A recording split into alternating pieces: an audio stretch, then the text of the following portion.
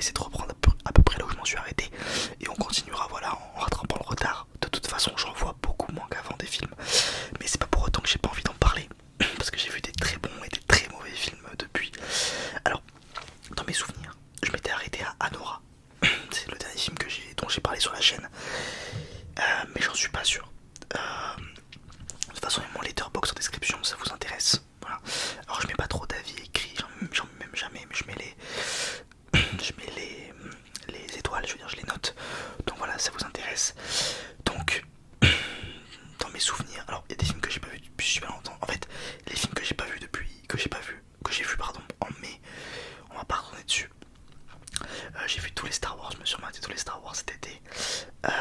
Ensuite, bon, vous savez quoi, on va reprendre de là. Voilà, après Star Wars donc, et Anora et tout ça, j'ai re-regardé, que j'avais déjà vu, le film Cocktail avec Tom Cruise, qui est un film, c'est pas une comédie, ouais, une comédie dramatique un peu, sur un homme qui part, qui va à New York, ou qui est de New York, je ne sais plus, non je crois qu'il part à New York, non qui revient de l'armée, pardon, à New York, et qui cherche un boulot, qui tombe dans un bar en cherchant plein de petits boulots.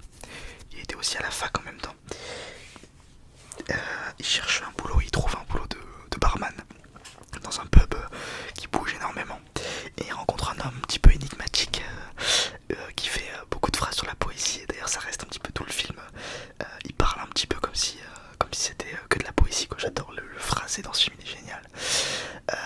C'est un film qui date de 88. J'ai mis 3 étoiles et demie. Je vais pas vous spoiler plus le film, mais en gros ouais, c'est une histoire d'amour. C'est aussi la drogue, enfin bref, il y a plein de trucs dans ce film. Il est génial, moi j'aime beaucoup. Ça a pas mal vieilli, pour le coup, il est plutôt bon. Bon, il y a plein de trucs qui sont pas ouf dans le film. C'est pour ça que j'ai mis 3,5, mais vraiment c'est un bon film. Si vous l'avez jamais vu, regardez-le. En plus l'ambiance elle est cool et tout, donc si vous aimez ce genre de film un peu success story, mais finalement pas tant que ça, donc foncez, ça s'appelle Cocktail, voilà. Mais c'est un film culte, hein. Ensuite j'ai vu Fin Dieu, qui est un film que j'ai loupé au cinéma. C'est un film français, je lui ai mis 4 étoiles sur 5. C'est un très bon film, j'ai beaucoup aimé ce film. C'est l'histoire de... Donc c'est dans la campagne profonde. Donc c'est l'endroit où ils font du comté en France, le fromage. J'ai oublié le nom, je crois que c'est... Bon, je vais pas dire de bêtises, je sais pas. Ah si, Franche-Comté, mais bon, j'ai pas envie de dire de bêtises. Bref, c'est l'histoire donc d'un fils d'agriculteur qui perd ses parents et qui vit avec sa sœur dans la ferme, et qui donc on voit sa vie avec ses amis, etc. Et il a vraiment besoin d'argent, et pour ça il va se mettre à faire du fromage lui-même. Donc c'était pas du tout son boulot d'avant. Il est très jeune, hein, je crois qu'il a 15 ans dans le film. Et donc c'est aussi une histoire d'amour. C'est la campagne profonde. C'est des bagarres de village.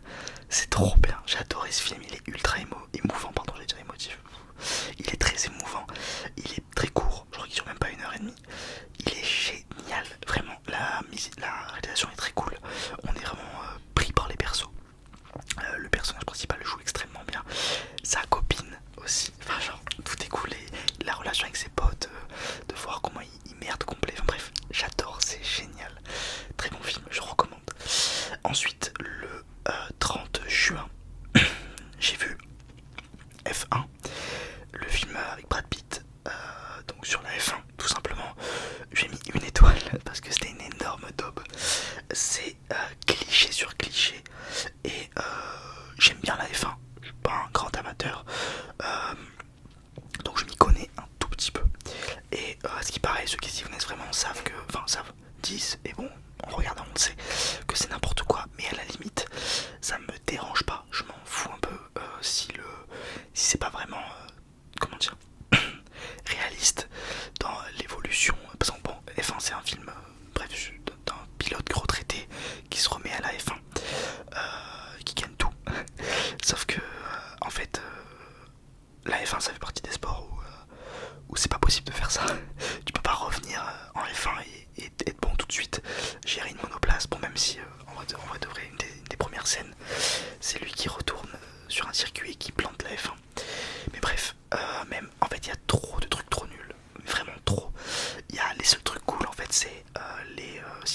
courses qui sont pas si dingues que ça. Donc ça vaut pas le coup d'y aller. Mais les dialogues et tout, c'est pas possible de faire des films comme ça en 2025, des dialogues.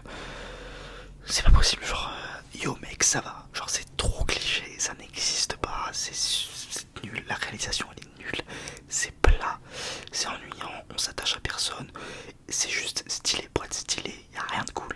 Donc vraiment c'est pas un bon film, j'ai trouvé, encore une fois. Ensuite j'ai vu le Diable s'habille en Prada, je crois que c'est ça.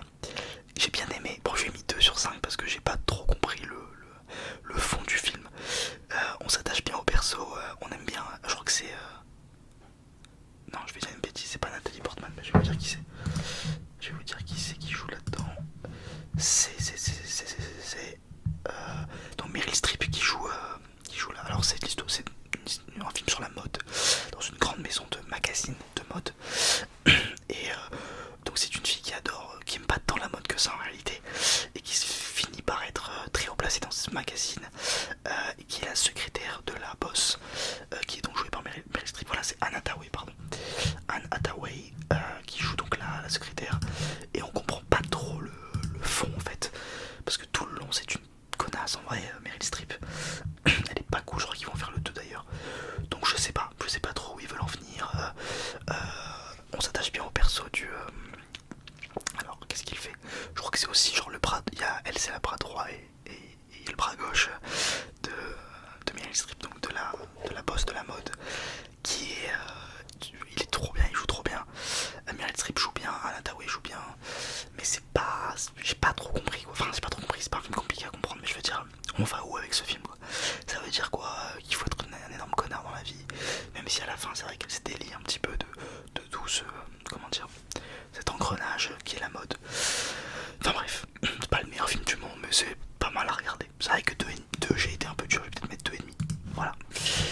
Ensuite, le 7 juillet, j'ai vu Matérialiste au cinéma. Alors, avec Pedro Pascal et j'oublie le nom de la fille. Il y a Chris Evans aussi. Et Dakota Johnson. Voilà, c'est ça. Alors, c'est un film sur... Tout est nul. J'ai mis 1,5. Non, tout est pas nul, c'est pas vrai. L'acting est pas si mauvais. C'est l'histoire donc de Dakota Johnson, donc j'ai oublié son nom dans le film, qui travaille pour une entreprise qui met en relation des hommes et des femmes, ou des femmes et des hommes, enfin bref, des relations amoureuses en fonction de leur compatibilité. Donc déjà, voilà, on suit aussi son histoire d'amour à elle, avec du coup Pedro Pascal, et donc il y a des espèces de mini rebondissements. Il y en a un gros à la fin qui est assez terrible en réalité, c'est le seul qui est pas trop mal du film. Je vais pas vous spoiler, mais par exemple on apprend que Pedro Pascal s'est fait agrandir les jambes. Vous savez, l'opération qui fait que tu peux t'agrandir. Et donc elle apprend ça, on voit comment elle réagit. Il y a aussi son amour de jeunesse, Chris Evans, avec qui elle sortait, mais qu'elle trouvait trop pauvre. Donc elle l'a quitté, mais c'est vraiment ça. Il n'y a aucun fond. Le film est joli par contre, c'est vrai que c'est cool. J'aime bien l'ambiance, c'est New York. Il y a aussi des petits trucs à la campagne du New Jersey. Bon, c'est vraiment pas ouf. Genre, il y a plein de trucs qui vont pas dans le film. Même, je peux pas vous dire, je peux vous spoiler, mais il y a plein de trucs qui sont pas dingues. Ensuite, j'ai vu Superman aussi en juillet, qui était pas mal. Moi, j'ai bien aimé 3,5. J'aime bien les films de super-héros un peu, comment dire, qui sont pas sombres, qui sont pas juste durs pour être durs. Superman, j'ai beaucoup aimé, j'ai bien aimé l'acteur. Il est vrai que le méchant était un peu insipide, je trouvais. Enfin, je le trouvais méchant pour être méchant, parce qu'à la fin, il nous donne un petit peu une... Bon, je vais pas vous donner l'histoire de Superman, mais il nous donne un petit peu une raison de pourquoi c'est juste un con. Mais en fait, c'est juste un con. Je veux dire, il est juste méchant avec Superman pour être méchant, il est juste jaloux. Donc c'est vrai que vouloir raser le monde pour juste parce qu'on est jaloux, ça manque un peu de fond au niveau du méchant. C'est ça qui m'a fait un peu baisser la note. Mais sinon, au niveau des effets spéciaux, pendant que je regardais le film, je prenais du recul. C'est rare que ça fasse ça, et ça fait longtemps que j'ai pas vu un film aussi bien fait. Je veux dire, la VFX était dingue. Et sinon, à part ça, non, j'ai bien aimé. Franchement, c'était pas un mauvais film. 3,5, j'ai été gentil parce que voilà, j'ai passé un très bon moment en vrai. Ensuite, bon, ça c'est le film que j'avais déjà vu, Brise de Nice, Bohemian Rhapsody. J'ai vu Les 4 Fantastiques aussi, dans la même lignée, 5 jours après.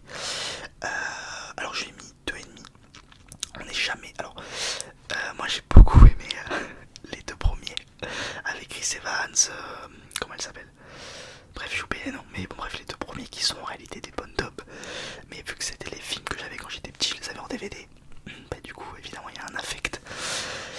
Mais là celui-là, alors il était bien fait, il y avait des moments où je me disais waouh, ok c'est quand même, on a atteint un step dans les effets spéciaux qui est pas mal. L'acting il est pas ouf, il y a que comment il s'appelle, bon je vais chercher son nom parce que je vais dire de la merde. Donc il y a aussi Pedro Pascal hein, qui d'ailleurs a enchaîné les films à ce moment là.